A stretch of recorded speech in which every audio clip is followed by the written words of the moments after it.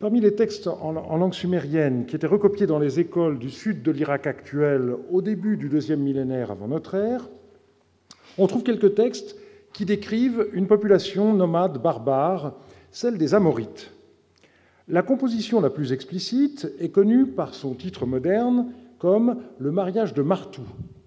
Une déesse veut épouser le dieu Amurum, équivalent acadien du sumérien Martou.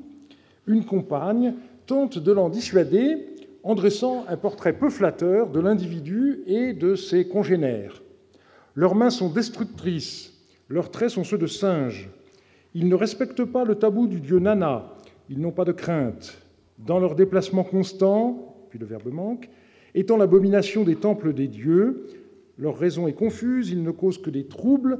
Un peuple vêtu d'un sac en cuir qui vit sous une tente, frappé par le vent et la pluie, qui ne fait pas de prière, qui habite les montagnes, qui ne connaît pas les places des dieux.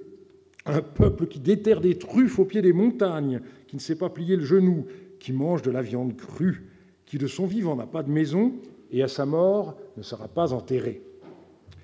Le dieu est ici la personnification du peuple amorite. Il s'agit d'un des plus vieux exemples d'ethnocentrisme que l'histoire des civilisations ait conservé. Piotr Michalowski a récemment souligné que ce portrait peu flatteur date de l'époque paléo-babylonienne, donc au début du deuxième millénaire avant notre ère, mais en ajoutant qu'il en existait déjà certains éléments à la fin du troisième millénaire, en particulier dans une inscription du roi Choussine. On a généralement tenu cette description pour caricaturale et sans guère de rapport avec la réalité. Je voudrais aujourd'hui montrer, au contraire, que cette image repose sur des éléments tout à fait précis. De façon étonnante, une telle étude n'a jusqu'à présent pas été menée systématiquement, car on s'est limité à une approche purement littéraire de cette description et d'autres du même genre.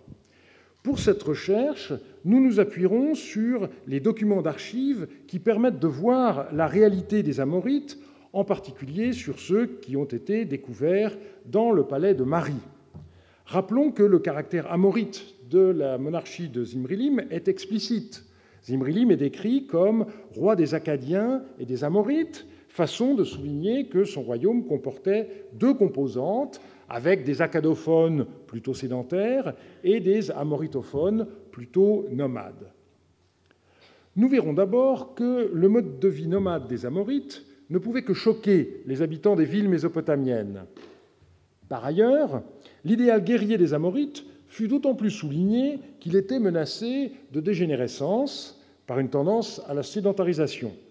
Enfin, il faudra montrer qu'on a moins affaire à une opposition qu'à une complémentarité entre nomades et sédentaires, en particulier du point de vue économique. Les éléments du mode de vie des Amorites, qui paraissaient choquants aux scribes du sud de la Mésopotamie, peuvent être classés en 4 catégories. Ceux qui étaient liés à leur apparence, à leur habitat, à certaines coutumes alimentaires, et enfin à leurs pratiques religieuses. La comparaison des Amorites avec des singes est un cliché qui s'applique à d'autres populations montagnardes comme les Goutis. L'apparence physique des Amorites ne peut être jugée d'après les sources mésopotamiennes, faute de représentation. Du moins, du côté de l'Égypte, trouve-t-on des représentations très typées des populations asiatiques qui montrent qu'elles avaient une apparence très différente de leurs voisins. Quant à l'usage des sacs de cuir comme vêtements, on ne peut également pas en juger. Les textes des archives de Mari enregistrent essentiellement des chaussures ou des ceintures en cuir ou encore des outres. Fait cependant exception une sorte de casaque qui peut être en cuir, désigné par le terme nahlaptum. En soi, il n'est pas étonnant que les nomades de la steppe aient utilisé pour se vêtir non seulement des textiles de laine, mais également des vêtements en peau ou en cuir. À propos de l'habitat des Amorites, un hymne du roi d'Issi-Nishmedagan indique « L'Amorite qui ne connaît ni maison ni ville, peuple stupide qui habite dans la montagne ». Le texte déjà cité du mariage de Martou décrit avec dédain le sort du peuple amorite qui vit sous une tente frappée par le vent et la pluie. Clairement, face à la civilisation urbaine sophistiquée de la Mésopotamie, le mode de vie nomade était l'objet du plus grand mépris, à la fois parce que l'habitat des Amorites n'était pas fixe, et aussi parce qu'il n'était pas construit en dur. Deux termes semblent avoir été employés pour désigner la tente. Celui de Couchtaroum est connu depuis longtemps, mais il est très rarement employé à Mari. On ne connaît que ce passage d'une lettre encore inédite. « Quand le troupeau des ovins des Bédouins sera à la pâture dans le pays, vous n'infligerez pas de dommages à leurs troupeaux ni à leurs tentes, sinon je te ferai la guerre. » Cependant, en 1988, puis en 1995, Jean-Marie Durand a montré que le terme mystérieux Hurupatum, ainsi que sa variante Urpatum, désignait également une tente. Alors ici, un petit moment de publicité pour le site web Archibab, qui vous aide à vous y retrouver dans les archives babyloniennes. Donc, vous demandez, par exemple, cherchez les textes dont le résumé contient le mot tente, et voilà quelques-uns des documents auxquels je faisais allusion que vous pourrez retrouver. Ce mot, donc, Hurupatum, variante Urpatum, dérive de la racine Aleph RP et décrive donc une structure qui fait de l'ombre. Et la photo de ces nomades de la région d'Achour en fournit une bonne illustration. C'est une photo des fouilleurs allemands d'avant la Première Guerre mondiale. Le fait de vivre sous la tente est sûrement l'élément le plus marquant du mode de vie des nomades amorites. C'est la raison pour laquelle les textes de Mari les décrivent très souvent par le terme de Hanou, dont Jean-Marie Durand a montré qu'il signifiait « celui qui habite sous la tente », faisant dériver leur nom de la racine HN Aleph, qui désigne donc la tente en hébreu. Du point de vue alimentaire, les Amorites sont supposés briser deux tabous en déterrant des truffes et en mangeant de la viande crue. En ce qui concerne les truffes, il s'agit d'un élément naturel de la steppe. Comme me l'a rappelé Hervé Reculot, l'appellation est impropre car il ne s'agit pas de la même famille de végétaux que les truffes de nos pays. On a affaire à la famille des Terfesia et non à celle des tubères. Néanmoins, le terme garde tout son sens au niveau économique et social. Il s'agissait alors, et il s'agit d'ailleurs toujours, d'un mets de choix. Aujourd'hui encore, j'ai pu le voir moi-même, au printemps, de telles truffes sont ramassées dans la steppe. Alors je vous ai mis ici en haut à droite, là encore, une photo prise par les fouilleurs allemands d'Achour. Donc c'est une récolte particulièrement abondante. Et ces truffes donc constituaient un présent de choix. Les gouverneurs en annonçaient l'envoi au roi. « Dis à mon seigneur, ainsi parle Radni Iluma, ton serviteur, la ville de Katunan et le district Sava. Les pluies ont été continues. Et alors des truffes ou des champignons du désert, comme on voudra, comme Atum, viennent d'apparaître dans le district. J'en ai fait porter chez mon seigneur, ainsi que 2 œufs d'autruche, les œufs d'autruche étant également ramassés par les patrouilles dans la steppe. » Et je tiens d'une collègue italienne que les nomades de la région de Hatra, donc dans le nord de l'Irak, avaient coutume chaque année de faire présent à Saddam Hussein des plus grosses truffes qu'ils découvraient chaque printemps. Donc on est ici dans des pratiques de longue durée. Reste à comprendre en quoi l'image d'un Amorite qui déterre une truffe du désert représente une transgression. Une première traduction ne fait pas de lien entre les deux parties de la ligne et donne à la seconde un sens politique. Jerry Cooper traduit ainsi « A person who digs for truffles in the islands, who knows not how to pay homage ». Donc il ne sait pas comment rendre hommage. Et le sens politique est encore plus clair dans la traduction de Jacob Klein. « A man who digs up mushrooms at the foot of the mountains, who knows no submission ». Il me semble qu'il faut prendre en compte les deux lignes du texte qui précèdent en considérant que les trois forment un ensemble. Qui vit sous une tente frappée par le vent et la pluie, qui ne fait pas de prière. Qui habite les montagnes, qui ne connaît pas les places des dieux. Un peuple qui déterre les truffes des montagnes, qui ne sait pas plier le genou. On voit qu'à chaque fois, le premier hémistiche décrit la vie de ces nomades et la seconde, une obligation religieuse qu'ils ne connaissent pas.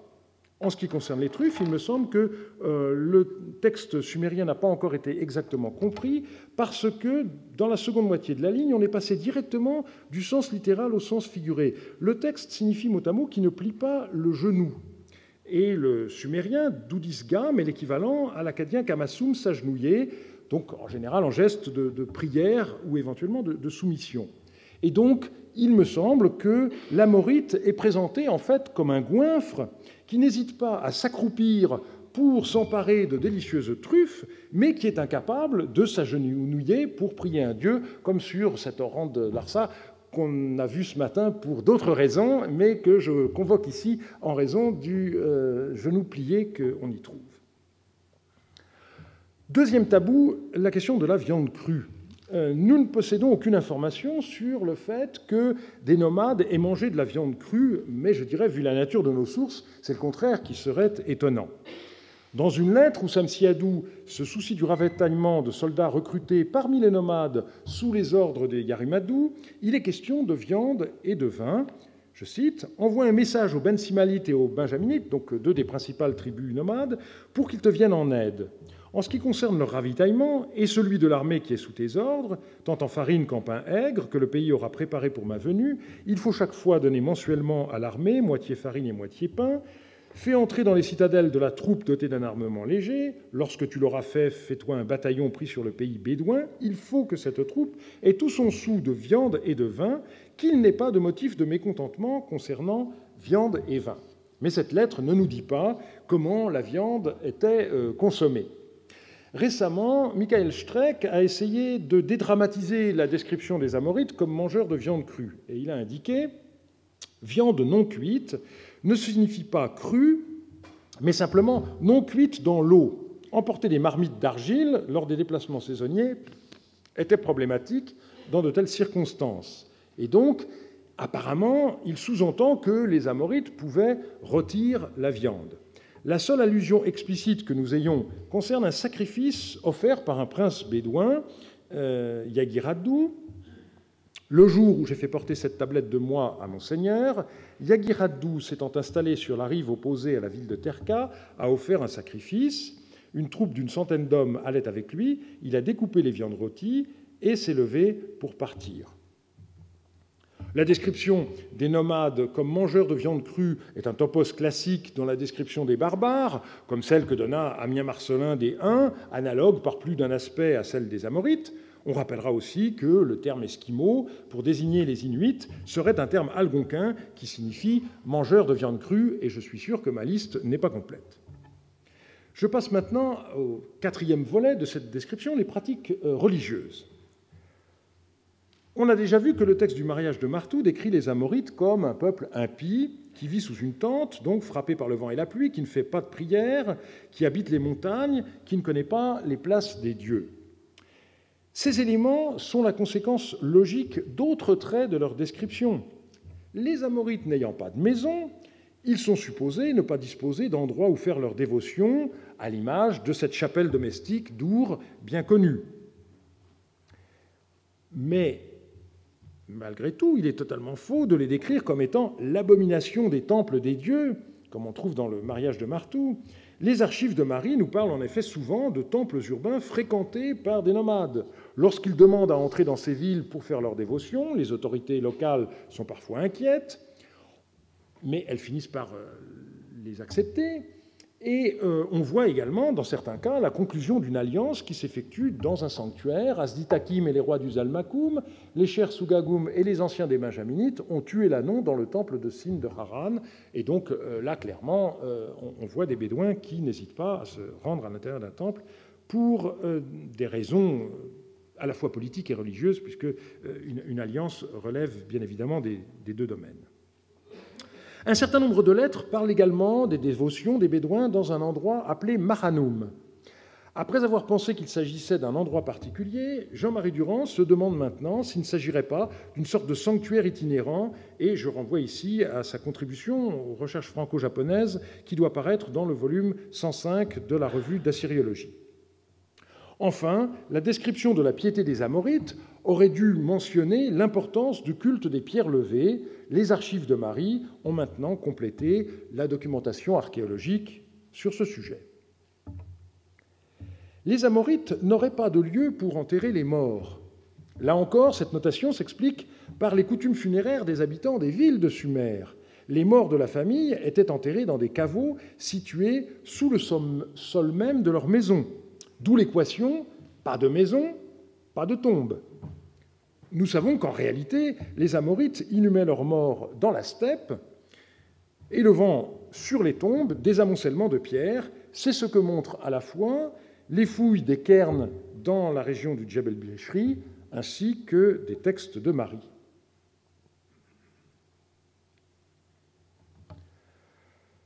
Les Amorites sont décrits comme des animaux prédateurs et, de fait, leurs activités destructrices sont attestées.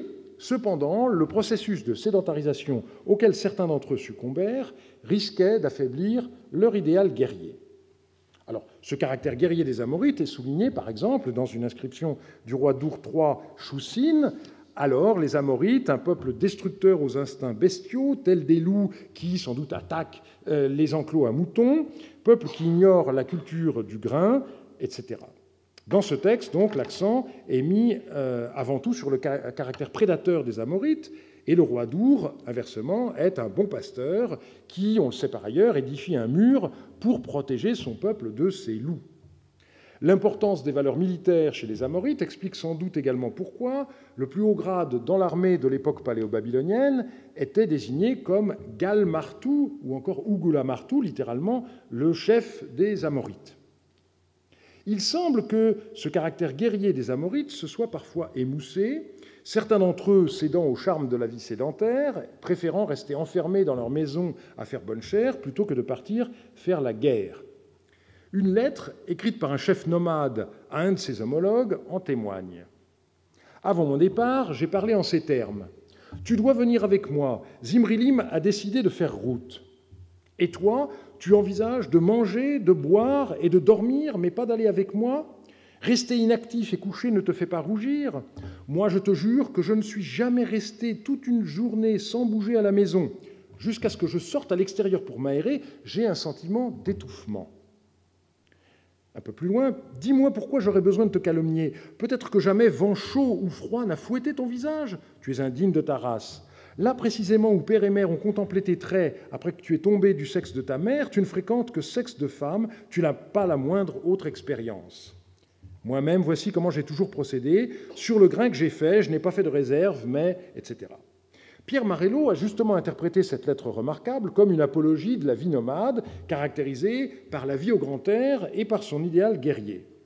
Michael Streck, en taxant cette interprétation d'anachronique, n'a, me semble-t-il, pas compris grand-chose à ce texte, obsédé qu'il est par la différence entre petits nomades éleveurs d'ovins, qui étaient les Amorites, et grands nomades éleveurs de dromadaires, tels qu'on les connaît beaucoup plus tard.